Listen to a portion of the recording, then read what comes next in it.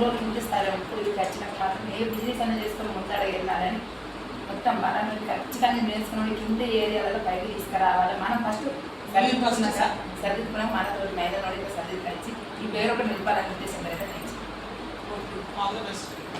యాక్చువల్గా ఇది మా ప్రోగ్రామ్ దీనిలో మేము మళ్ళీ వేరేగా మిషనరీ అది పెట్టి డెవలప్ చేసుకుంటా ఇప్పుడు ఎక్స్పాన్షన్లో ఉన్నాము. అది జరుగుతుంది. అయితే నాకు ఒక చిన్న ఇది ఏంటంటే, మీరు మీ యాక్టివిటీ ఏంటి ఎవరైనా ఒకళ్ళు చెప్పగలుగుతారా? ఇప్పుడు ఎంఎస్ఎంఈ దానిలో ఉన్నారు, మీ గురించి నాకు ఏదైనా ఒక చిన్న ఒకళ్ళు ఎక్స్ప్లెయిన్ చేయగలుగుతారా? అసలు ఏం చేస్తున్నారు యాక్టివిటీ? మీ యాక్టివిటీ ఏంటి?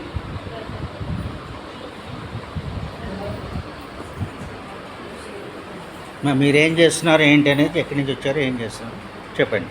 ఎక్కడి నుంచి వచ్చారు, ఏం చేస్తున్నారు?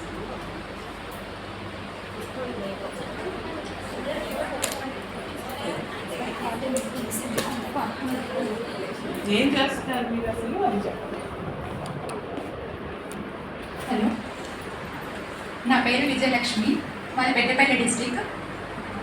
కరోనా టైం నుంచి సెల్ఫ్ ఎంప్లాయ్మెంట్ కింద చిన్నగా బొటిక్ స్టార్ట్ చేసి రన్ చేసుకుంటున్నాను.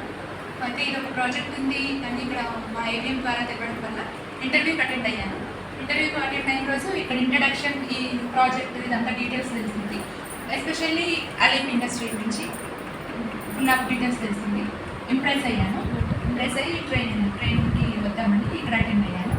వచ్చినాక మేము చేయాల్సిన ఏంటి అని ఇవన్నీ ఇక్కడ ఎక్స్ప్లెయిన్ చేస్తున్నారు. ఫస్ట్ ఏంటంటే మేము ఇండివిజువల్గా డెవలప్ అయ్యి తర్వాత మా ద్వారా మా కింద ఉన్న వాళ్ళని, అంటే మా విలేజ్ పీపుల్, మా డిస్ట్రిక్ట్ పీపుల్స్ని, బేసికలీ ఉమెన్స్ని డెవలప్ చేయడం కోసం మమ్మల్ని ఇక్కడ సెలెక్ట్ చేసుకొని ట్రైనప్ చేస్తుంటారు. కాకపోతే ఫస్ట్ మేడం వాళ్ళు మమ్మల్ని సెటప్ కమ్మని చెప్తున్నారు. ఫస్ట్ మీరు డెవలప్ అవ్వండి, మీరు సెట్ రండి, మేము సెట్ అయినాక మిగతా వాళ్ళని మీరు ఎగ్జాంపుల్గా ఉండి సెట్ చేయండి అని అడ్వైజ్ చేస్తున్నారు. అది ట్రై చేస్తున్నాం madam. Department promotion for industry internal trade.